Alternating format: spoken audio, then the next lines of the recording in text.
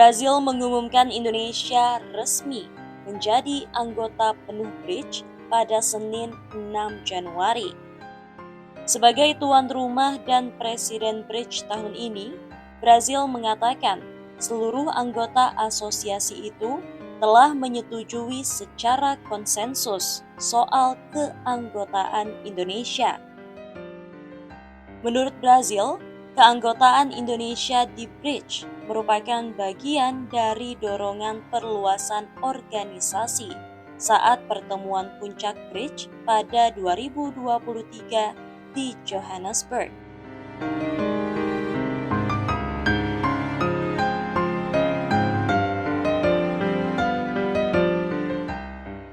BRICS merupakan blok ekonomi yang beranggotakan negara-negara berkembang. Nama BRICS sendiri diambil dari nama negara-negara yang menjadi anggota sekaligus inisiatornya. Negara-negara tersebut meliputi Brazil, Rusia, India, China, dan Afrika Selatan. Dilansir laman resmi Council on Foreign Relations, BRICS ini berfungsi untuk mengkoordinasikan dan memuluskan kerjasama ekonomi negara-negara berkembang. Ini bertujuan untuk meningkatkan produktivitas ekonomi mereka agar berada sejajar dengan negara-negara maju.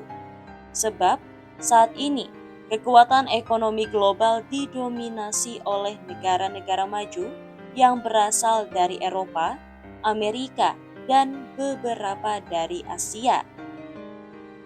Awalnya, ekonom Goldman Sachs Jim O'Neill mencetuskan istilah BRICS dalam sebuah makalah penelitian pada 2001.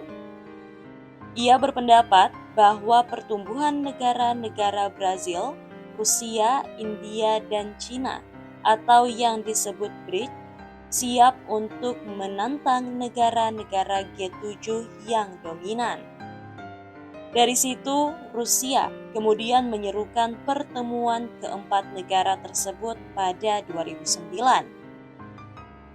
Usulan itu disampaikan langsung oleh Presiden Rusia Vladimir Putin.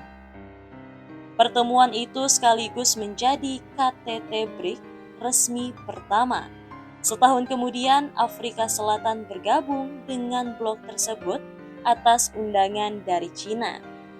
Dari sinilah nama BRICS berubah menjadi BRICS seperti yang kita kenal saat ini. Lantas, adakah pengaruh bagi Indonesia bergabung dengan BRICS sebagai anggota tetap? Dilansir dari Focus Malaysia, negara anggota tetap atau penuh memiliki pengaruh besar dalam pengambilan keputusan, serta memainkan peran langsung dalam menentukan agenda dan kebijakan BRICS. Anggota tetap dapat berpartisipasi dalam pertemuan puncak tingkat tinggi, saat di mana keputusan penting mengenai kerjasama ekonomi, tata kelola internasional, dan strategi politik diputuskan.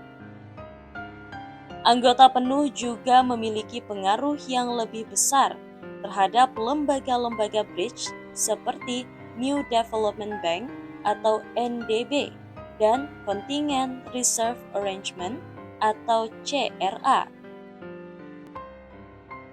Mereka dapat membentuk kebijakan dan proyek yang didanai oleh lembaga-lembaga ini.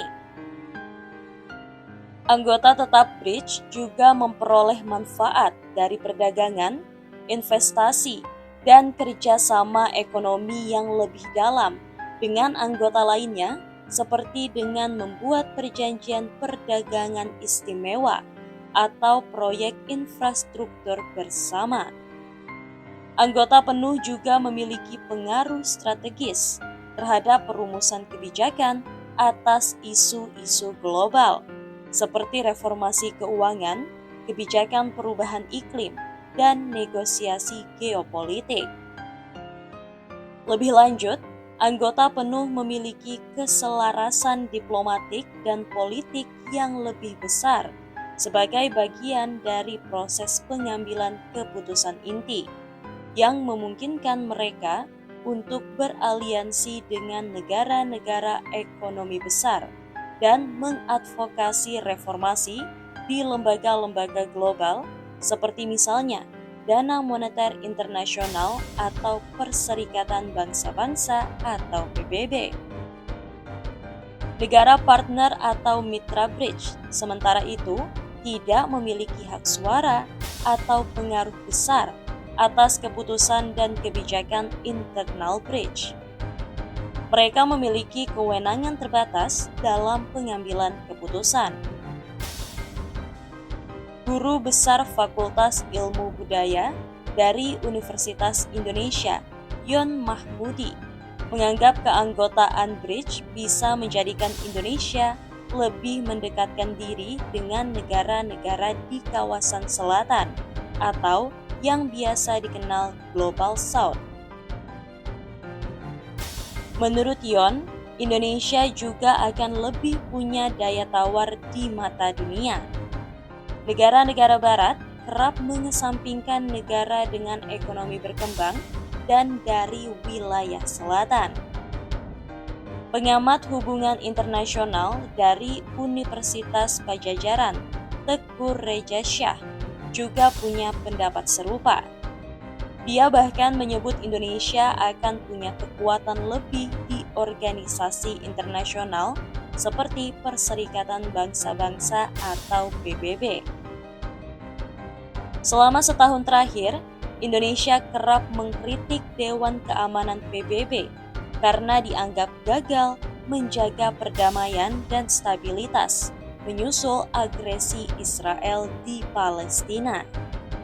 Tak hanya bakal mentereng di PBB, Reza Shah memandang jika bergabung dengan bridge, Indonesia akan lebih mudah bekerja sama dengan negara lain. Kerjasama strategis yang selama ini tertunda, diantaranya kerjasama di bidang luar angkasa atau aerospace antara Republik Indonesia dengan Cina, Rusia. Di bidang lain, pengamat hubungan internasional dari Universitas Indonesia, Syaroni Rofi, menggarisbawahi keuntungan Indonesia dari sisi ekonomi.